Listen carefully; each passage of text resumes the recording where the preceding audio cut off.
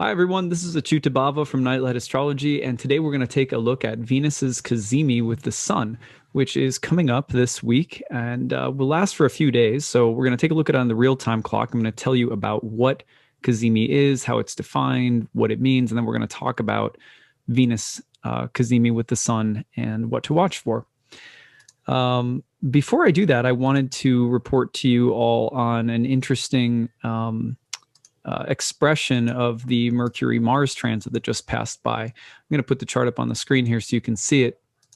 And I want to show you the way that my personal chart is configured with Taurus rising. I'm just using the transits. This isn't my birth chart or anything. But one of the things that you'll notice is that Mercury, as it just perfected the square to Mars in the second house, if you're a Taurus rising, that fallen or debilitated Mercury is in the 11th house of friends.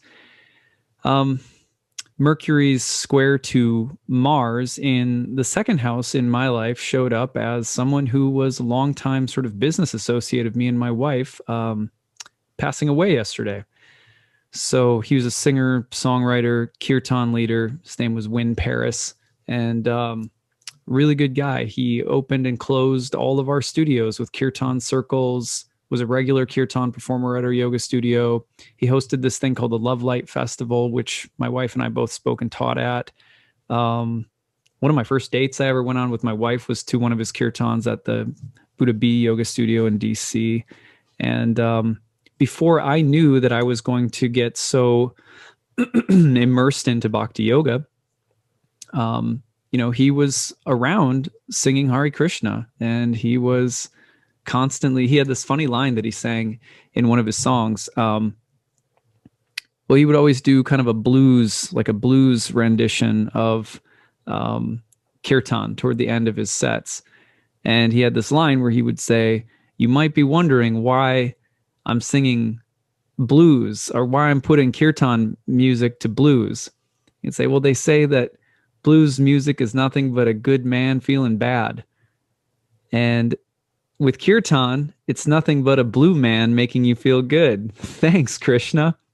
And he said that a lot in his performances. Like that was kind of one of his shticks. And it always just made me happy. And I look back and I think he's one of those coincidental gurus.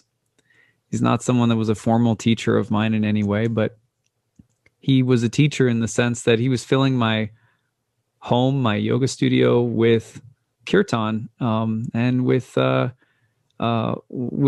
blessings of Krishna long before I came to Krishna consciousness. So yeah, just our prayers are out to all the people. If you haven't ever looked him up, check him out. You can look up Win Paris on YouTube, listen to his kirtan music. He was absolutely fantastic. What an expression of the astrology, though. Again, like if you're wanting to see it from a technical space, a friend and business associate, someone that was a part of our business for a long time. So you got the second house connection to business, money, finances, resources, and Mercury in its fall in the 11th house of friends, squaring that malefic Mars. So we lost a friend who was kind of, something of a regular business partner of ours for 10 years. So prayers to him for, I'm imagining him jamming with the saints in Goloka Vrindavan. So Hare Krishna to Win Paris. It was a really interesting expression of the transits. And if you go back and listen to some of the forecasting that I did at the beginning of this month, I mentioned that for Taurus risings, the subject of friends and changes around friends or allies happening this month. And that was a huge loss. I mean, he was young. So mourning that a little bit today. More than we could use your prayers. I'm sure his girlfriend, longtime girlfriend, Kim, could use your prayers, and whole community of people that are really devastated today. He was young and unfortunately passed.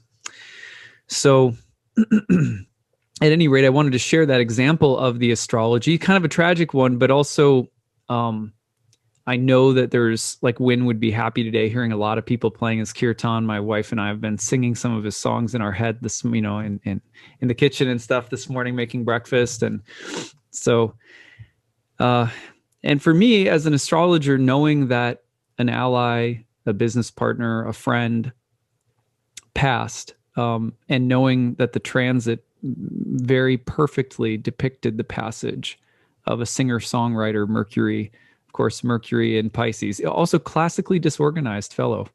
Like, but weirdly, he was able to do fantastic things like organize entire festivals, but then was like really spacey and never answered emails. And like, I'd hear from him and he'd give me these crazy ideas about things he was cooking up, and then I'd never hear from him again. And then sometimes I would hear from him and we'd end up doing something incredible. So he was just one of those free spirits that would do incredible things, and very Mercury and Pisces like personality, and very, very fluid, and kind of nomad singer songwriter, always touring and traveling. So I know that because when the astrology so perfectly reflects something that's so difficult, it makes me, I double down on my faith and trust in the universe. I double down on my faith and trust in life. And one of the things that he was dealing with in the past year with COVID was not being able to perform as a musician. And I can't help but wonder how that was weighing on him in his health. So, right as Mars is about to hit that breakthrough moment, as he was getting ready to travel and tour again. And that breaks my heart a little bit too. So anyway, a lot of big feelings today, as we say in my house, a lot of big feelings. Okay, so today we're going to go into, thank you for letting me share all that with you guys. Day in the life of the astrologer, right? That's all of us. It's good to reflect on these things together. So let's talk about Venus's Cazimi today. Now, what is Cazimi? So it's defined in slightly different ways on a technical level, but the gist of it is that it happens when any planet conjoins the sun and gets to the exact conjunction with the sun. And there'll be some people who disagree about the latitude of the planet, if it has to actually be crossing over the actual face of the sun or not. I'm pretty loose. I don't think that it has to. I consider the zodiacal longitude enough. So the passage of Venus across the face of the sun constitutes as a Cazimi in my book. And this word, well, actually, let's give the timing first. So you're going to see that Venus is already within less than a degree away. So you're in less than half a degree away even. And if you push this forward, you're going to see that intensifies tomorrow, gets down to, about 11 minutes away tomorrow at this time. I push it forward the next day, and it's passing through the Cazimi by Friday. By Saturday, it's still really close to the Cazimi, depending on which technical definition you use. It's still pretty close by Sunday, starting to separate by Monday. So let's just say, broadly speaking, we have between now and Monday to potentially witness the effects of the Cazimi. So Cazimi, what is it? What should you watch for? All right. So Cazimi means literally in the heart of the sun. This is from the astrology dictionary, if you want to look it up. It's a Latin transliteration of the Arabic term kazmimi, which means as if in the heart. The Arabic term appears to be a translation of the Greek term ekardios, which literally means in the heart. The Greek term and the concept appear for the first time in the work of Rhetorius, who lived sometime around the 6th or 7th century CE. Later, the concept appears in the Arabic work in the work of Saul ibn Bishr in the early 19th century. Eventually, it started showing up in medieval Latin works in the 12th and 13th centuries, such as, for example, in the work of Guido Bonatti. The astrological significance of the concept is that it was thought to be an ameliorating and strengthening factor for planets, so it's auspicious. In traditional Western astrology, planets that get close to a conjunction with the sun, especially within 15 degrees, are thought to be weakened because their light is obscured or overpowered by the light of the sun. Cazimi appears to have been introduced as an exception to that general rule, so that when a planet is within a specific range of the exact conjunction, it's no longer harmed and even empowered. There appears to have been some disagreement, and this is where you'll find what I was saying about the disagreement about the exact way of measuring it. According to Rhetorius and Saul, a planet is said to be in the heart as soon as it comes within 1 degree of a conjunction with the sun, so technically that would mean right now. According to Al-Kabisi and Bonatti, a planet is considered to be in the heart as soon as it comes within 16 minutes of a conjunction with the sun. So sometimes people are going to narrow it down to having to be within 16 minutes of a degree within the sun on either side. So you know, there's debate about that. I tend to use Cazimi as anytime within exact of 1 degree. Now, here's something from William Lilly, who's kind of a Renaissance astrologer, but he uses a lot of the ancient, you know, Arabic and ancient astrology. A planet within 12 degrees of the sun is said to be under his beams, and then hath not fortitude. Let it be in what sign it will. When a planet is within 16 minutes of the sun, is it said to be in Cazimi, or heart of the sun, and then it's an addition of fortune, and he is wondrous strong. That comes from William Lilly. And then you have Abu Mashar, who is Persian Afghani, but he says, a planet in Cazimi is, quote, like a man who purifies himself and so lacks strength, but will regain health afterwards. This is interesting because essentially what you're seeing is an idea of a planet approaching the sun, or the sun approaching a planet in conjunction within, say, 15 degrees. It is though the planet is sick or becoming weakened. Then as it approaches the exact conjunction, in the moment of Cazimi, it's purified or reborn. And then it starts to repair itself, or it starts to recover from something.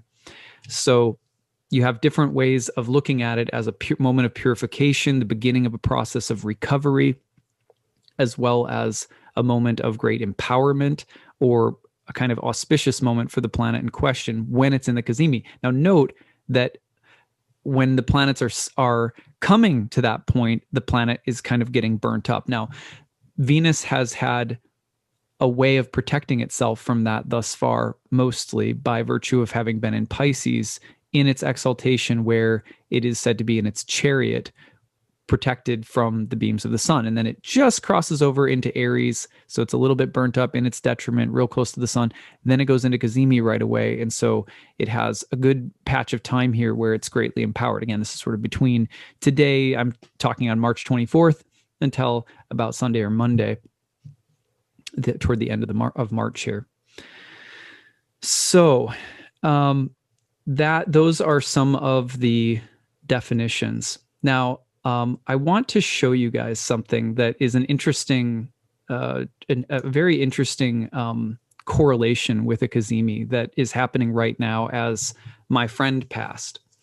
So this is, so you can't make this stuff up, so watch this. So the last time that, well, I don't know if it was it might have been 2 times ago, but it was under a Venus Cazimi, this happened. So this person I was talking about, Wynn Paris, this kirtan singer who was a staple of our yoga studio for 10 years. I was at a concert at the Bhakti Temple, and I was sitting next to him one night, and we were watching children perform kirtan. And that night, a friend of mine from California, who'd never met Wynn before in his life, he sends me a message the next day. This is the night after, or the day after the night where I had been at this event with Wynn and sitting next to him. He said, I had this crazy dream that you were at this musical event sitting next to this guy, and his face was so vivid. I couldn't help it. I got up and drew a picture of him. Well, what's so interesting about this is that he never met Wynn before, and he shared me the picture. He shared with me the picture, and I was like, oh my God, that's Wynn. I was at a musical event last night sitting next to Wynn. Now remember, this is happening as Venus is Cazimi. So there's the picture he drew of the guy that I was sitting next to at the musical event. Here is my friend Wynn. So there's Wynn. You can't get the full smile. Like that's like he has a slightly pensive look on his face. You can see his ponytail, right? Like that. There's the picture he drew of the guy I was sitting next to. So he was like, do you know this guy? And I was like, yeah, I know him. I was sitting next to him last night. That looks just like Wynn. Like that is Wynn. There he is. So I shared this picture with Wynn, and I always thought it was a sort of miraculous expression of Venus Cazimi. Here is this beautiful transmission of artwork that comes through a dream and somehow speaks sort of psychically. Why and for what reason? No idea. No idea. But it always was, to me, one of the most beautiful expressions of a Venus Cazimi that I've ever seen. So at any rate, I just wanted to share that with you guys. Now, the other thing you might ask, well, how is that an expression of Venus Cazimi? And I have had a chance to think about this, of course. So here is what makes this so interesting.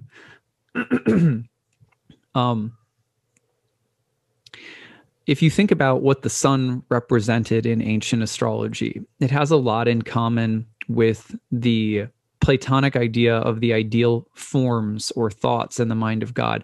The ninth house, the place of astrology in classical, in Hellenistic, in the Hellenistic theory, the ninth house was called God, and it was called the joy of the sun. And it was a place of omens and oracles from the gods. And the sun, like Apollo, is associated with the transmission of the voice or judgments of the gods through ritual divination. Why would this be? Why would the sun be related to this? And it's because the sun is the transmitter of the higher light of the mind, or the higher forms, the light of the real world outside of the Platonic cave that the prisoner has to find. He has to work his way out of the realm of shadows, where a fire inside of a cave is casting these flickering shadows onto the wall. He has to understand the fire is creating that. But furthermore, then he has to, and this is kind of like understanding something about the world, but then he has to go out of the cave into the light of the sun outside of the cave to understand the true forms, the eternal within the temporal. And remember, we've been talking about this in my series on the beliefs of ancient astrologers, that astrology in the ancient world was a way of understanding the presence of the gods in the fluctuations of nature, in the constant changes of the material world.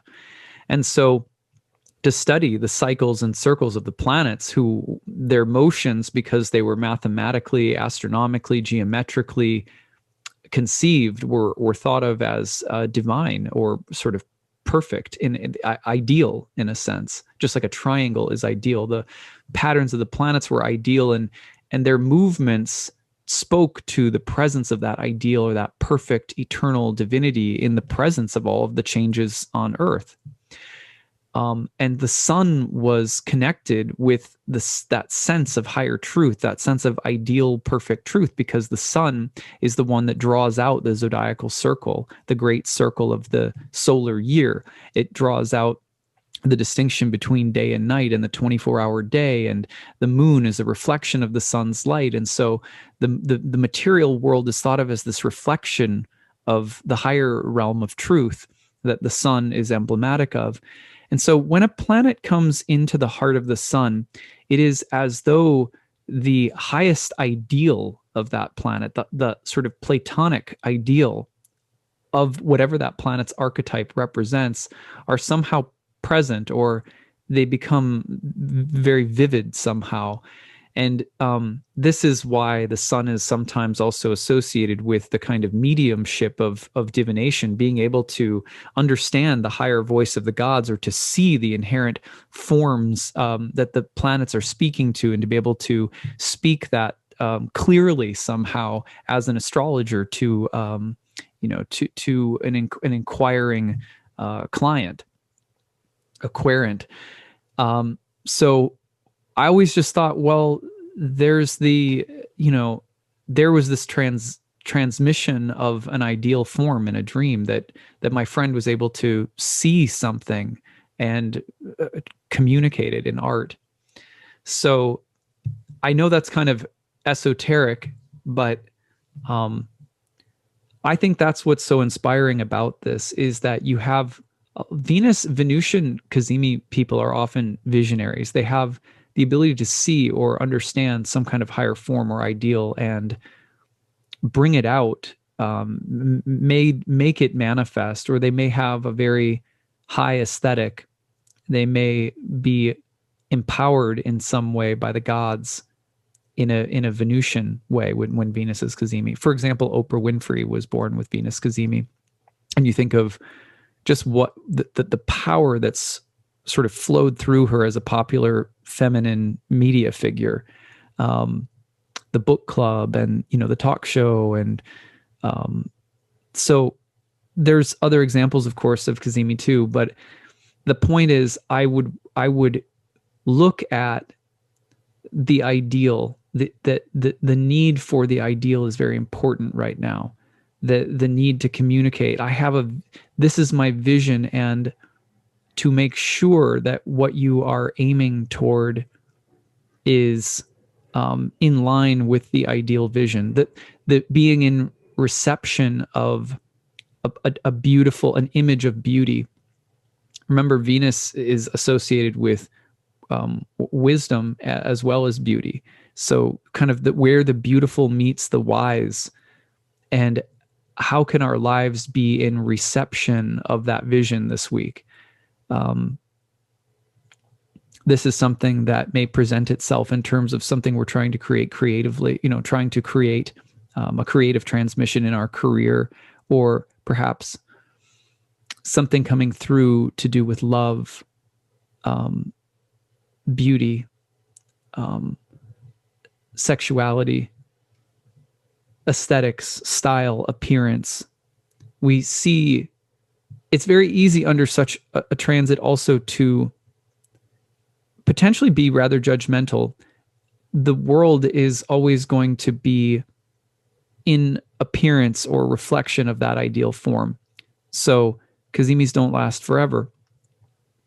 You could say this world is, instead of looking at a perfect form, it's more like looking at the reflection of a tree in water as opposed to the actual tree. So it's shimmering, it's moving, it falls short. And we have to grace, forgiveness, tolerance, compassion, patience, peace. These are born of the ability to, look into the water, see the shimmering, moving tree, and say, it's good, it's okay, but at the same time, knowing that there is a real form, we set our hearts and our minds and our souls on truth, on the highest virtues, on goodness, on beauty, on justice. And we move towards those things the best that we can. So you can feel these qualities and the idealism behind them. Let it fuel us to be better people, but not impatient or intolerant people. Idealism can cut in both ways. It can set us up for disappointment because the world shimmers in the reflection on the pond, and we're either going to accept that or we're going to be driven mad by that. And on the other hand, it can shake off complacency at Cazimi and aim us back toward true north somehow. Now, this would all be with regard to Venusian things: relationships, love, friendships, beauty, art, sensuality, aesthetics, creativity. So if you've been needing a Venusian shot in the arm, you can watch for these qualities coming through this week. Now, remember, it's going to take Venus a little bit to recover. So let's take a look at when we might see ideal timing for Venus to get some traction after all of this is said and done. When Venus enters Taurus, Venus will be back in her own sign. And so you have Venus entering Taurus about April 14th in the afternoon. Now, at this point, Venus is not showing up as an evening star yet. It's still under the beams of the sun. So still in that process of emerging, and it's going to take a little bit. So you can see once they get about 15 degrees away, that's when you're going to start to see Venus really shining. So by May 2nd, they're 10 degrees away, and you're going to see Venus start to rise 10 degrees away here by May 5th. So now they're 11 degrees away. Let's see, where's the exact moment? Yeah, here we go. So it's late May. It's mid to late May where Venus gets to about 15 degrees away. And so, between now and mid to late May, Venus is being reborn. And so allow for the ideal to have a slow and steady birthing process between now and then. Sometimes during the Cazimi, people will get excited to do something. They'll get a vision and they don't necessarily have the steam, the stamina, the clarity to immediately execute. Could be a little bit more tempting to do so with Venus in a Mars ruled sign right now of Aries, but let it take its time to unfold. In the meantime, I thought you guys would enjoy me weaving our friend and that Mercury Mars transit into this. It wove in perfectly, so I thought it was really interesting that would happen. Man, I thought I would see him many more times in my life, so hug the people you love, keep them close, reach out to them, send them a note, tell them for no reason whatsoever, I really appreciate you. I love you. I couldn't be who I am without you. I got to do that more, because although that's exactly how I felt about him, it'd been a while since I communicated that with him. Almost a year ago, at the opening of the COVID restrictions, he sent me a message saying that him and Carolyn Casey, if you know her, she's a famous astrologer, were going to be doing something and wanted to know if I wanted to be involved. And, it's like one of those, just kind of Mercury and Pisces moments really, where I was like, is this going to happen? Like, because sometimes he would come up with things and like they would never happen. And then sometimes he'd come up with things and they would be fantastic. So he was definitely that dreamer and that visionary.